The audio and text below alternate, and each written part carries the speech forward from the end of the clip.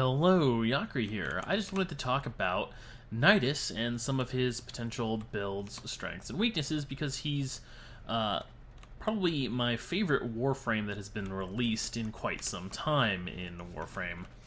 I've already built him up to 100 stacks to kind of show off how well he scales into the late game.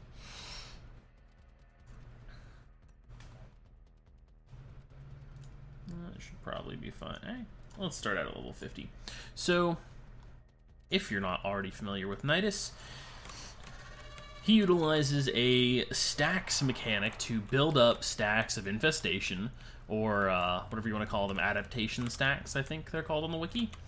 Probably in-game somewhere too. By hitting enemies with his Warframe abilities. Until you've built up stacks, that really just means hitting enemies with your one ability, which is a line damage ability. His abilities have good synergy, both in the fact that they scale when stacks are built up, and that in several of them directly or indirectly work together. For example, you can link enemies to reduce the damage you take, and when enemies are linked, pressing his 1 will result in 2 lines of spikes instead of only 1. The second line coming from the linked target and converging on you, the source of the ability. You can use this to either cover more area or hit enemies twice, depending on how you line it up. Now, you've probably noticed that I'm doing quite a bit of damage. Right now I'm hitting for 63,000. And this is a power strength oriented build that I've got him on. Although I haven't maxed Transient Fortitude or Blind Rage, I'll show that at the end of the video, the exact mods I'm using for this build. But you can get really a huge amount of damage on him, and since his damage scales so high on its own, he has a really great synergy with frames that will boost your overall damage by a multiplier, like Rhino or Nova. If you play with a high power strength Rhino and or a Nova, you will see absolutely enormous numbers on your damage that will scale up against extremely high level enemies even. So we're going to try something a little higher level, and I'll show off how some of his abilities work well together. His 2 creates a vortex of tentacles that suck enemies in. Alright. Which works really well with both his link and his 1, because then you can slam the group of enemies for massive damage.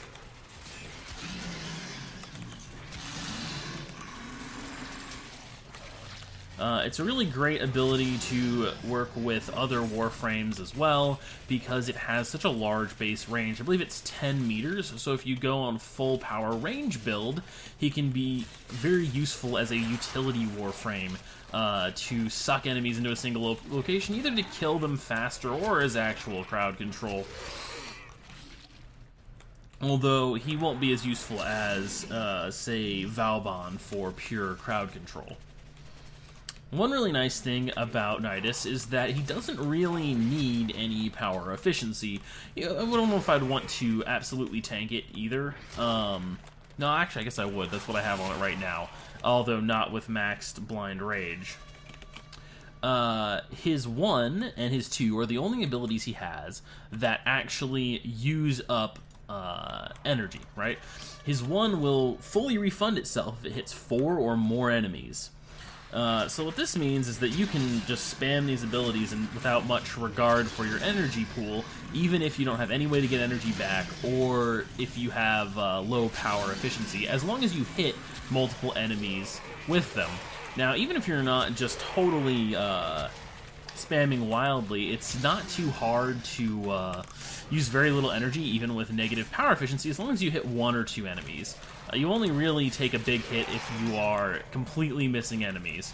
So, like this group of enemies here, no power or no energy lost at all. Versus 1 enemy, the energy lost is not that bad. I think I'm at negative 30% power efficiency right now.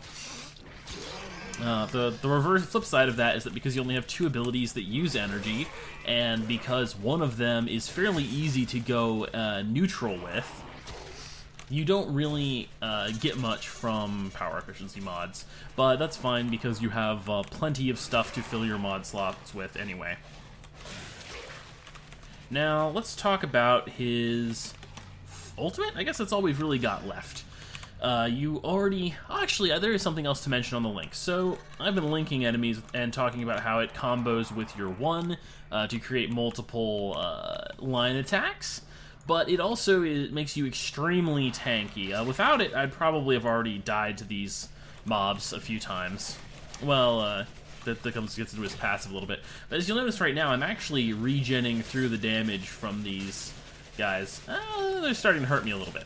So, the thing is that his Link gives him up to 90% damage reduction, which is really good because he has very high base armor as well. When you have steel fiber equipped and you have at least 5 stacks, you're going to have, I think, close to 1100 armor at 1110 base health, which is pretty significant. It gives you a very large EHP pool comparable to, well, higher than and comparable to Valkyr, I believe.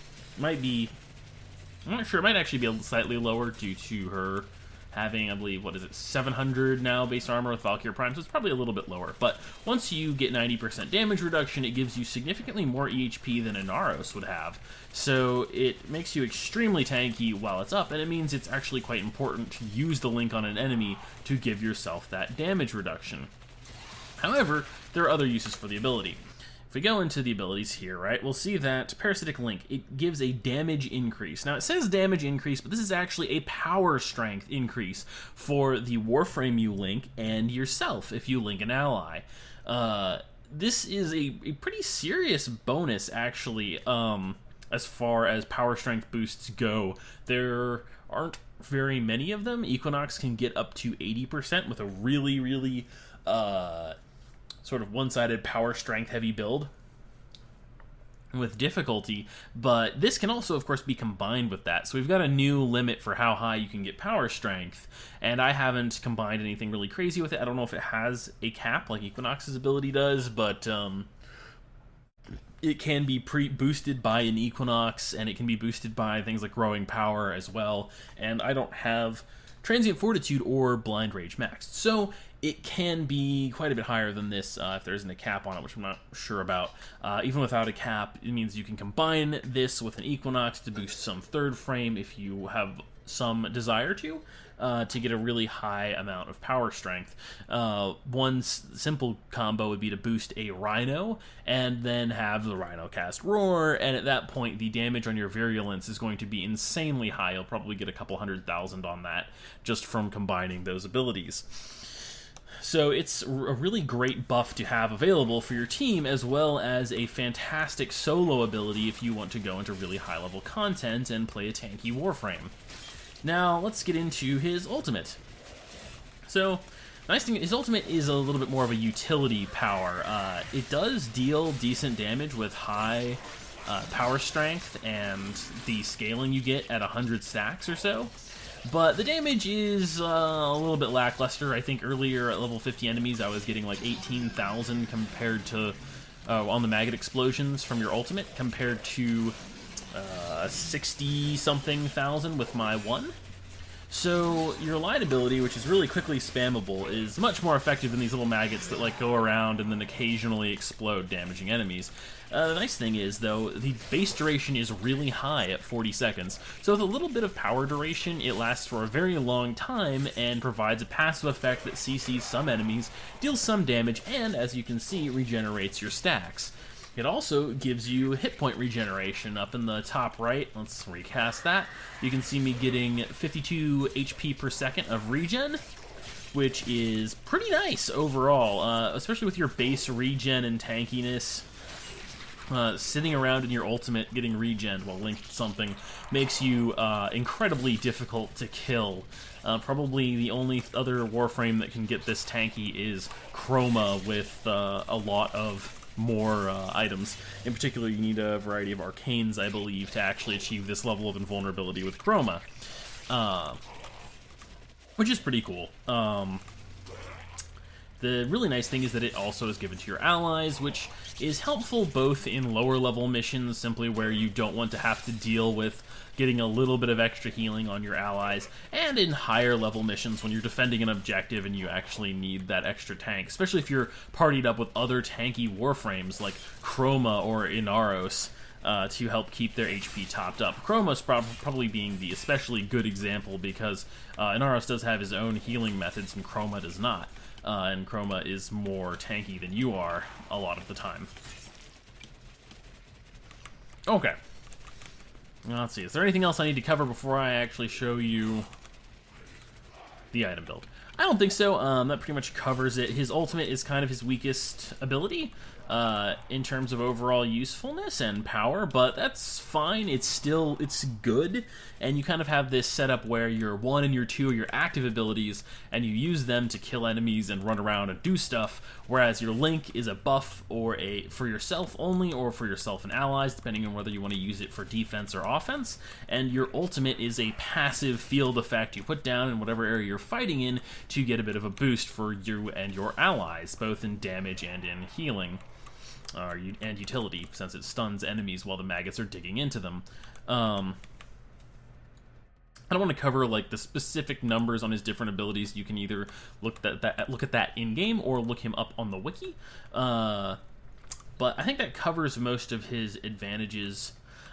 Disadvantages, the only real problem you might run into with Nidus is that it does take some time to build up a lot of stacks. If you're in a very densely populated mission, like a high-level survival or something, you won't have a big problem getting many stacks. However, on lower-level missions, you can't really make much use of his 3 or his 4 because both of them use stacks to activate, and you'll have a difficult time building up stacks, simply due to the small number of enemies.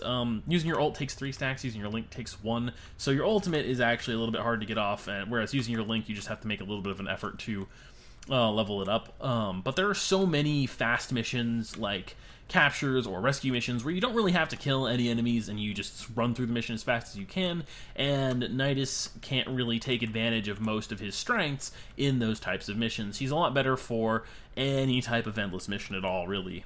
Or a mission where, for some reason, you might have to kill a ton of enemies, like semi-endless ones like mobile defense. So that would be, if anything is his weakness, it's that. He's just not super useful for short missions. You can certainly use him on them. He's very tanky baseline. He has passive regen, which is nice. And his 2 ability is decent CC that sucks enemies together, which is also useful. But his 1 won't do a lot of damage until it gets stacks. In particular, your 1 scales extremely hard with the number of stacks you have. Let's look at this again. You can see it has 518 damage baseline, but I was dealing over 60,000 damage with it easily at 100 stacks. Whereas your ultimate has, 388 baseline damage on the explosions, but versus level 115 enemies, I was getting like 7,000 or 8,000 damage. That is after armor reduces it a good bit, but I think the high end of that can get is like 18,000 or 20,000 with the amount of power strength I have. So it does not scale nearly as hard with more stacks. But in any case, you won't get too much use out of any of your abilities except your 2 or your 3 without building up a decent number of stacks, like 10 plus. In general, Nidus gets a lot of passive bonuses as he builds towards 10 stacks, so you really want to actually be able to get to reach those number of stacks at some point to take advantage of him. So this is the build I'm using. It seems like it's fairly self-explanatory. I mean, Corrosive Projection could be anything, really, except that Corrosive Projection is just the best aura to have in high-level missions, unfortunately.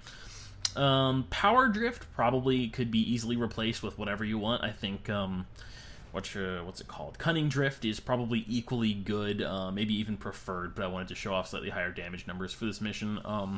One big advantage of Power Drift is it gives you knockdown resistance. Now, one of the things that Nidus gets as he builds stacks is knockdown resistance, and that actually scales all the way up to like 100 stacks. So at 100 stacks, you have, I think, 50% knockdown resistance from his passive ability, whereas with Power Drift, you'll have 80% total knockdown resistance, which is pretty good. You know, only 1 in 5 knockdown effects will actually get you, which is nice to have. It'd be nicer to get it boosted up a little bit higher to 100%, which you probably could work in there. I think I've seen someone... that's not much knockdown recovery. I think I've seen someone work down another knockdown resistance mod, or work in another knockdown resistance mod to his build. But overall, I think this works really well. Minus 30% power efficiency doesn't hurt you too badly. Maybe with a maxed blind rage, you might want to throw in one mod to allow you to spam a little bit quicker when you're playing versus a smaller number of enemies. But with this level of blind rage, it's pretty easy to not run out of energy as long as you have you're either a little bit careful about how you use it, or you bring any means of energy regeneration, whether that's energy siphon or a faction weapon or Zenric or anything really. Or you could just be more careful, and it won't be a problem for you. I would say that I would not do the reduced power efficiency if you don't have Prime Flow. So if you don't have Prime Flow, then I think skipping out on Blind Rage and getting Streamline, at least for a little while, or squeezing Fleeting Expertise or something in instead of Stretch, could be more worthwhile, because you won't have the energy pool to spam your one when you need to if you aren't always hitting a lot of enemies. Also, you know, it has to actually hit enemies to refund energy, and it has a little bit of a travel time. So if you're working with regular flow and you actually had like a higher level blind rage, you could run into problems where you run out of mana or run out of energy if your energy pool is already low before it gets refunded, and you won't be able to spam it quickly. Of course, increasing your power range could totally work. It doesn't affect a few of the things on your ultimate, but it affects your 2, it affects your Link, and it affects your 1 fully. In particular, pulling enemies into your tentacle ball from farther away on the map is really, really good. In general, I mean, having something that pulls enemies into a point is really, really, really good, and having something that does it for over a very long range is extremely good. In particular because, you know, you can use an explosive weapon or something similar to deal massive damage to them, or you can just build stacks with your 1. The minus power strength is pretty rough, because I think he's a frame where power strength is very important to Nidus. It's not something you can take a hit on. It's probably the most important stat, really, because some of the range things on your ult don't matter too much, and having that high link power to boost another friendly warframe is really nice. Let's see. I also wouldn't really go into negative power duration, because it makes a lot of your abilities more efficient. In particular, making your ult and making your link last longer means that on missions where stacks are a little harder to come by, you won't have as much trouble refreshing them. And in fact, your ult will give you more stacks than it takes almost all of the time if it has a increased duration and the mission has a decent number of enemies in it. Yeah, I can't really think of anything else to include. I will say that I would consider running like Steel Fiber and Vitality to be pretty much essential, as you won't really get it. I mean, it's just kind of disappointing. It doesn't actually scale any of his abilities, so you could avoid it if you're going to be hiding in a Frost Globe all the time. But with his passive regeneration and his gaining bonus stacks and his gaining bonus regeneration as he gains stacks and his ability to add regeneration, you get a lot of benefit out of putting a few tank mods on him, much more than other frames would. I also probably wouldn't run him with no increased range. Like, Stretch is a lot of value for 1 slot and no penalty, when hitting people with your 1 is a lot of what Nidus does, at least a lot of what he does well. What else to mention? One other thing I should mention that I forgot to actually show off was his passive. If you have at least 10 stacks, and you get hit for fatal damage, you will recover 50% of your health and be invulnerable for 5 seconds and lose 10 of your stacks. So at 100 stacks, you have effectively 10 lives, and given how easy it is to rebuild stacks in really densely packed high-end missions, you can probably keep that up for a very long time and give yourself a little bit of semi-invulnerability. which is very handy and adds to your general like tank frame quality. One problem you can have as like Chroma is if you don't overlap your buffs well enough, you could get hit while your armor is not boosted up and you don't have like 50,000 EHP and die instantly. Nidus doesn't really have that problem because if you have around 80 or 100 stacks and you get hit for fatal damage while you don't have your link up, you will have 5 seconds to stick your link on something or it'll happen again. And again, 8 more times. So it gives you a lot of... It's very generous with mistakes. Or playing Nidus is very generous with mistakes compared to playing, say, Chroma. If you're in a really high-level mission where you're playing versus, like, Bombards, and there's a lot of stuff that could one-shot you if you didn't have your link on. And, of course, there's the possibility to play versus things that will always one-shot you and have that bit of grace period. Alright, I think that's it. My final notes in this Warframe is that Nidus is my favorite Warframe that has come out in a really long time. I want to say Banshee was the last frame to come out when I first started playing. He's probably my favorite frame in the whole game right now because all of his abilities work really well together. He's not particularly unbalanced in any way, and he is not he isn't any kind of new AFK frame, right? Not like the problems we've had with Mesa, for example. He rewards a very active playstyle and is a very powerful Warframe, but doesn't actually break the game in particular, especially because he has strong offensive capabilities and strong utility abilities without having tons of hard CC. Which, to mention one thing, you can't recast your 2, right? So it'll fizzle out if you don't get any enemies, but if it's writhing around there with a bunch of enemies in it, you can't reactivate it somewhere else, right?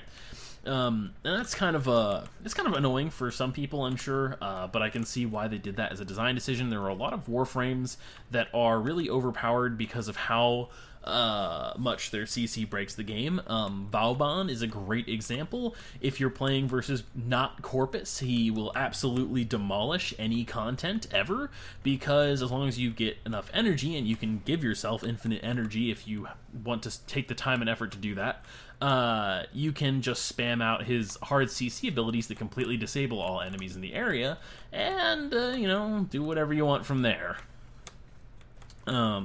Nidus instead rewards you for being active, doesn't give you a free pass to defeating your enemies, but it does get very, very powerful and lets you kill enemies very effectively, as well as protect your teammates and yourself.